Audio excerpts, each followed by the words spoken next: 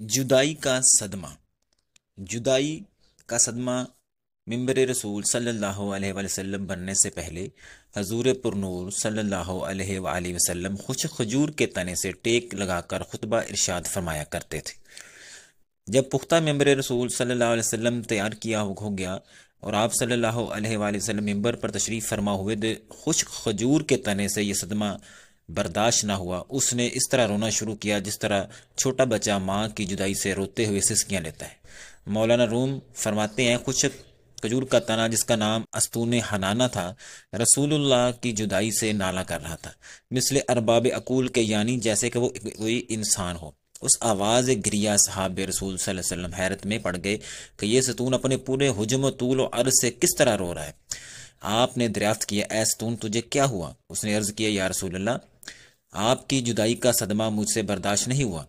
آپ کی جدائی سے میری جان اندر ہی اندر جل رہی ہے۔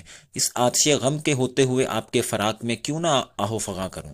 یا رسول اللہ، آپ ہی تو جان کائنات ہیں۔ آپ پہلے مجھ سے ٹیک لگاتے تھے، اب مجھ سے الگ ہو گئے ہیں اور میری جگہ دوسرا ممبر پسند فرما لیا۔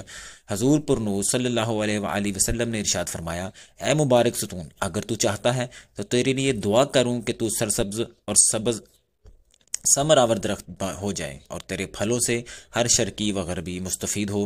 اور کیا تو ہمیشہ کے لیے تر و تازہ ہونا چاہتا ہے یا تو پھر عالم آخرت میں کچھ چاہتا ہے؟